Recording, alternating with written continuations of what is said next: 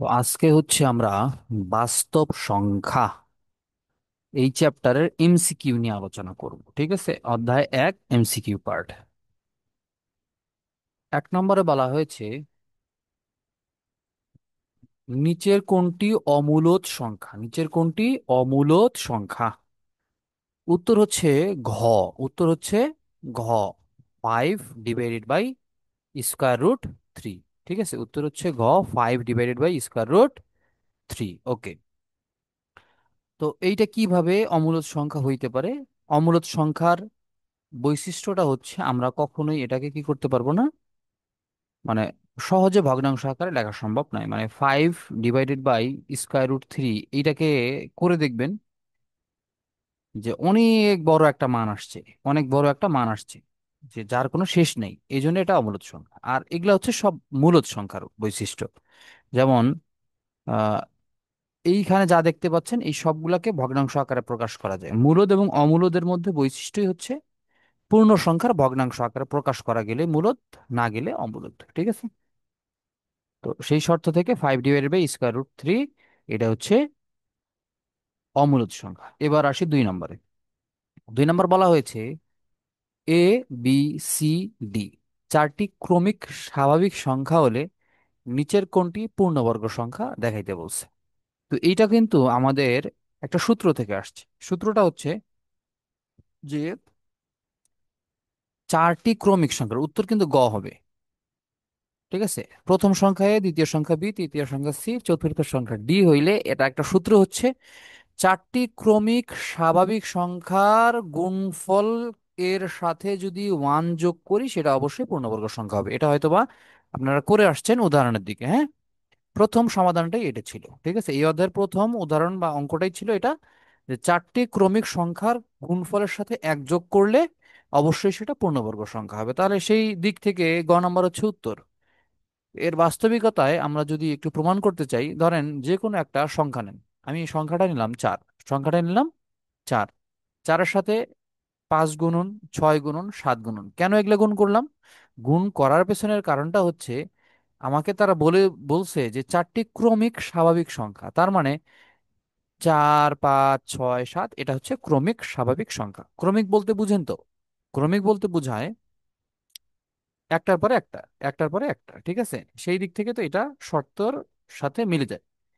এবং +1 করে দেওয়ার ফলে এই চারটা সংখ্যা গুণ করলে 840 হবে, +1 করলে 841 হবে। তো 841কে স্কোয়ার রুট করেন অথবা 29-এর উপর স্কোয়ার করেন, তাহলে কিন্তু এটা পূর্ণবর্গ সংখ্যা আকারে দেখা যাচ্ছে। 29-এর উপর স্কোয়ার করলে 841 হবে, তার মানে এটা একটা পূর্ণবর্গ সংখ্যা। 841 একটা পূর্ণবর্গ সংখ্যা। আশা করি এটা বুঝতে পেরেছেন। এবার 3 নম্বরে বলছে, 1 থেকে 10 পর্যন্ত মৌলিক সংখ্যা কয়টি? 1 থেকে 10 পর্যন্ত মৌলিক সংখ্যা কয়টি? এটা মুখস্থ করার বিষয় হচ্ছে, মুখস্থ করার কি, 2, 3, 5, 7 এগুলো হচ্ছে মৌলিক, তার মানে চারটা। ঠিক আছে, তার মানে চারটা হচ্ছে মৌলিক সংখ্যা। ওকে। এরপরে হচ্ছে 4 নম্বর বলছে, কোনটি সকল পূর্ণ সংখ্যার সেট? পূর্ণ সংখ্যা মানে কি? পূর্ণ সংখ্যা মানে কি? পূর্ণ সংখ্যা মানে হচ্ছে কোনো দশমিক হবে না, কোনো দশমিক ভগ্নাংশ হবে না, এবং সাধারণ ভগ্নাংশও হবে না। বরাবর সংখ্যাগুলাই বসবে পূর্ণ সংখ্যা। সেটা প্লাসও হইতে পারে, মাইনাসও হইতে পারে। ঠিক আছে, প্লাসও হইতে পারে, মাইনাসও হইতে পারে, এবং পাশাপাশি শূন্য। প্লাস মাইনাস পূর্ণ সংখ্যা, পাশাপাশি শূন্যকে আমরা বলে থাকি পূর্ণ সংখ্যার সেট। সেই দিক থেকে এইটা যেখানে আছে সেটাই হচ্ছে আমাদের পূর্ণ সংখ্যার সেট। তাহলে উত্তর হচ্ছে খ নম্বর। খ এর মধ্যে আমরা এই উপাদানগুলো দেখতে পাই, খ নম্বরে। ঠিক আছে, খতে আমরা দেখতে পাচ্ছি।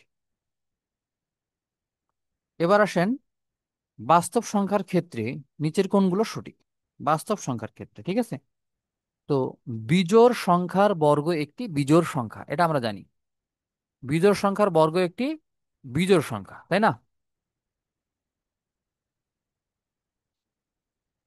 দেখি, বিজোড় সংখ্যার বর্গ একটি বিজোড় সংখ্যা, এটা ডাহা মিথ্যা কথা। এটা কি ডাহা মিথ্যা কথা? উত্তরটা আমরা একটু দেখে আসি। 5 নম্বরের উত্তর হবে ক। 5 নম্বরের উত্তর হবে ক, যে 1 ও 2। পূর্ণবর্গ সংখ্যার বর্গ একটি বিজোড় বলছে না, জোড় বলেনি, বিজোড় সংখ্যা, তার মানে এটা অবশ্যই সত্য কথা। দেখেন, 3-এর উপর স্কোয়ার করেন 9 হবে, 5-এর উপর স্কোয়ার করেন 25 হবে, 7-এর উপর স্কোয়ার করেন কত হবে? 7-এর উপর স্কোয়ার করলে 49 হবে, 8-এর উপর 9-এর উপর স্কোয়ার করেন 81 হবে। তার মানে যত বিজোড় সংখ্যা হোক না কেন তার উপর স্কোয়ার করলে সেটা বিজোড় সংখ্যাই থাকবে, তার মানে 1 নম্বরটা সত্য। এবার বলছে দুইটি জোড় সংখ্যার গুণফল এর গুণিতক জোড় সংখ্যা। দুইটি জোড় সংখ্যার গুণফলের গুণিতক অবশ্যই জোড় সংখ্যা, মানে কথাটা হচ্ছে গুণ, আমাদের যে বিষয়টা আর কি, আমরা যদি জোড় সংখ্যার সাথে যে কোনো সংখ্যা গুণ করি তাহলে সেটা জোড় সংখ্যাই হবে। জোড় সংখ্যার সাথে যে কোনো সংখ্যা গুণ করলে জোড় সংখ্যা হবে, আর ওই জোড় সংখ্যার গুণিতক অবশ্যই জোড় সংখ্যা। আমি যদি একটু আপনাদেরকে বুঝাইতে চাই, বিষয়টা এরকম। ধরেন 2 একটা জোড় সংখ্যা, 2-এর সাথে আপনারা কত গুণ দিবেন? ধরেন 2-এর সাথে একটা বিজোড় সংখ্যা গুণ দেন, 7। তাহলে কত হয়ে যাবে? তাহলে কত হয়ে যাবে? সমান সমান করেন। সমান সমান করলে হচ্ছে আমাদের 14। দেখেন তো, 2-এর সঙ্গে বিজোড় গুণ করলে কি আমাদের জোড় সংখ্যা পাচ্ছি না? আবার 2-এর সাথে আপনি, বা জোড় জোড় সংখ্যার সাথে জোড় সংখ্যা গুণ করে দেখেন না।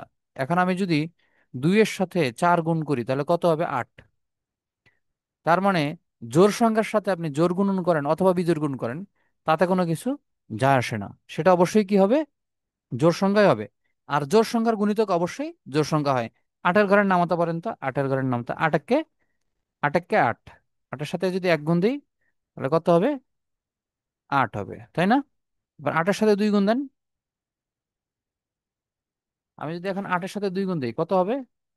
8 দ্বিগুণে 16 হবে। তো এরকম 8-এর ঘরে নামাতে পরে দেখেন সবগুলোই হচ্ছে আমাদের কি? জোড় সংখ্যা। তার মানে বোঝা গেল যে জোড় সংখ্যার, দুইটি জোড় সংখ্যার গুণফল, দুইটি জোড় সংখ্যার গুণফল, দুইটি জোড় সংখ্যার গুণফল যা পাবো তার গুণিতক অলওয়েজ কি হবে? তার গুণিতক অলওয়েজ জোড় সংখ্যা হবে। তো এই দুইটাই সত্য কথা, ঠিক আছে। এবার আসেন, এখানে কি বলছে? 3 নম্বর বলছে পূর্ণবর্গ নয় এরকম সংখ্যার সেট, পূর্ণবর্গ নয় এরকম সংখ্যার বর্গমূল মূলদ সংখ্যা হয়। আচ্ছা, কি বলছে? পূর্ণবর্গ নয় এমন সংখ্যার বর্গমূল মূলদ সংখ্যা হয়, এটা মিথ্যা কথা। পূর্ণবর্গ সংখ্যার বর্গমূল মূলদ হবে, কিন্তু পূর্ণবর্গ যদি না হয় সেই সংখ্যার বর্গমূল করলে অবশ্যই সেটা অমূলদ হবে। এখানে অমূলদ হওয়ার কথা ছিল কিন্তু মূলদ দিছে, তার মানে এটা ভুল। তাহলে 1 আর 2। এবার আসেন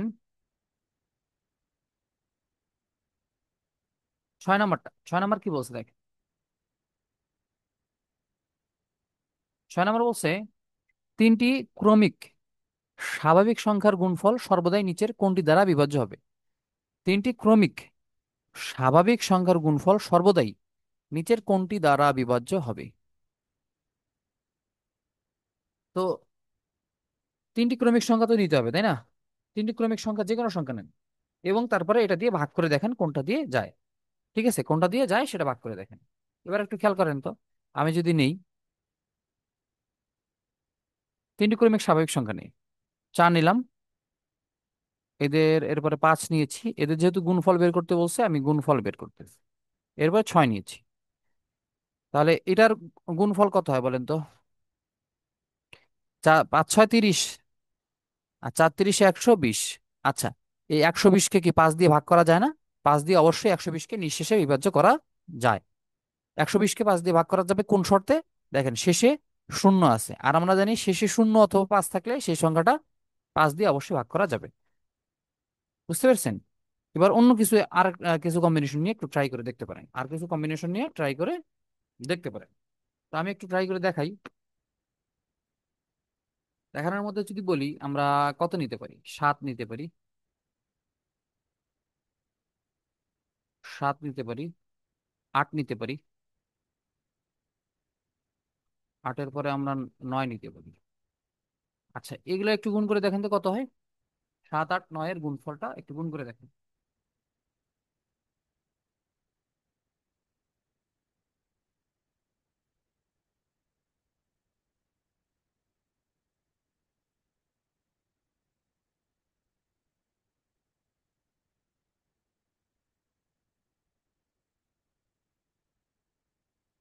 একটু গুণ করে দেখেন, হ্যাঁ। ঠিক আছে।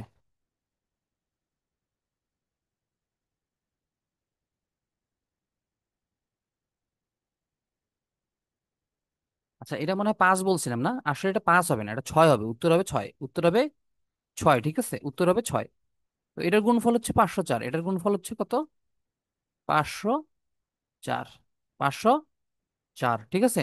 তো গুণফল হবে 504, আর 504-কে যদি আপনি 6 দিয়ে ভাগ করেন তাহলে অবশ্যই উত্তর পাবেন, এবং 120-কে 6 দিয়ে ভাগ করলে উত্তর পাবেন। তো উত্তরটা হচ্ছে 6 হবে, আসলে 5 না, হ্যাঁ, ঠিক আছে। ওকে। এবার আমরা একটু নিচের দিকে যাই।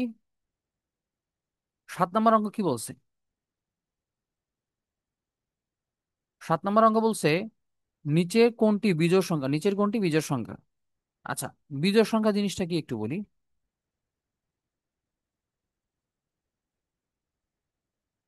তো জোড় সংখ্যার বর্গ করলে সেটা অবশ্যই জোড় সংখ্যা হবে।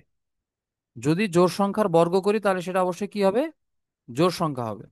আর জোড় সংখ্যার সাথে এক যোগ করলে কত হবে? জোড় সংখ্যার সাথে এক যোগ করলে সেটা অবশ্যই বিজোড় সংখ্যা হবে, সেটা অবশ্যই কি হবে? বিজোড় সংখ্যা হবে। এটা বিজোড় হইতে পারে, তার মানে আমাদের হচ্ছে বিজোড় হইতে পারে, বিজোড় হইতে পারে, ঠিক আছে। জোড় সংখ্যার বর্গ অলওয়েজ কি হবে? জোড় সংখ্যা হবে, তার সাথে এক যোগ করলে বিজোড় হবে। এটা সত্য কথা। এখন কথা হচ্ছে, এরা তো বলে দেয়নি যে আমাদের সংখ্যাটা কি। সংখ্যাটা হচ্ছে এ স্কোয়ার করেন। এ স্কোয়ার বলতে আমি বলতে চাচ্ছিলাম, যদি সংখ্যাটা বিজোড় হয় তার উপর স্কোয়ার করলে কত হবে? অবশ্যই বিজোড় আসবে। যদি বিজোড় হয়, যদি বিজোড় হয় তাহলে তার উপর স্কোয়ার করলে অবশ্যই সংখ্যাটা কি আসবে? বিজোড় আসবে। আর যদি এই সংখ্যার সাথে এক যোগ করেন তাহলে কি হয়? জোড় হয়ে যায়। যদি এক যোগ করে তাহলে কি হয়ে যায়? জোড় হয়ে যায়, তাই তো? জোড় হয়ে যায়। এখন তো আমরা দ্বিধাদ্বন্দ্বে পড়ে গেলাম, উত্তর কোনটা হইতে পারে। ঠিক আছে, উত্তর কোনটা হইতে পারে। তো এখন দেখেন কি বলছে তারা। এ এবং বি দুইটাই ক্রমিক জোড় সংখ্যা, এ এবং বি দুইটাই ক্রমিক জোড় সংখ্যা। উদ্দীপকে কিন্তু সমাধান দেওয়া আছে। এ ও বি দুইটি ক্রমিক জোড় সংখ্যা। তাহলে যদি জোড় সংখ্যা চিন্তা করি, জোড় সংখ্যা যদি চিন্তা করি তাহলে কি হচ্ছে? এর উপর স্কোয়ার করলে, জোড় সংখ্যার উপর স্কোয়ার করলে জোড় হবে, এবং তার সাথে এক যোগ করলে সেটা বিজোড় হয়ে যাবে। এর মান যদি আমি 4 কল্পনা করি, 4-এর উপর স্কোয়ার করেন, 4 4-এ 16 যোগ 1 17, তাহলে দেখেন তো বিজোড় হয়েছে কিনা। তার মানে যদি জোড় সংখ্যার উপর বর্গ করি, তার সাথে 1 যোগ করি, তাহলে সেটা বিজোড় হয়ে যাবে। সেইখান থেকে উত্তর কোনটা? গ।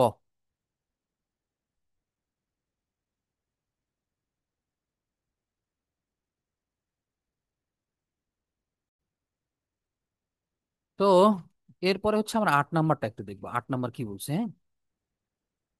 8 নাম্বারের তাদের কথা হচ্ছে যে এ স্কোয়ার প্লাস বি স্কোয়ারের সাথে নিচের কোনটি যোগ করলে যোগফল একটি পূর্ণবর্গ সংখ্যা হবে। তো এ এবং বি কিন্তু জোড় সংখ্যা ছিল, এ এবং বি কিন্তু জোড় সংখ্যা ছিল। তো এ এবং বি এর সাথে যোগ করলে, কত যোগ করলে যোগফল পূর্ণবর্গ সংখ্যা হবে?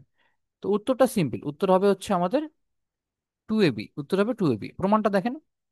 এ square plus 2ab plus B square equal to, এটা সূত্র, A plus B whole square. তো A plus B whole square মানে কোনো কিছুর উপর ব্র্যাকেট দিয়ে তার উপর স্কোয়ার, এটা তো অবশ্যই পূর্ণবর্গ সংখ্যা, এটা অবশ্যই পূর্ণবর্গ সংখ্যা। কিভাবে? কারণ এটা তো দেখা যাচ্ছে যে স্কোয়ার আছে, যদি স্কোয়ার থাকে তাহলে এটা অবশ্যই পূর্ণবর্গ সংখ্যা। আর যদি পূর্ণবর্গ সংখ্যা হয় তাহলে এ স্কোয়ার প্লাস বি স্কোয়ার সাথে কত যোগ করা লাগতেছে? 2ab যোগ করা লাগতেছে। 2ab যোগ করলেই তবে আমরা পূর্ণবর্গ সংখ্যা পাবো, ঠিক আছে। তো এইখান থেকে আমরা বলতে পারি যে 8 নম্বরের উত্তর হচ্ছে আমাদের গ।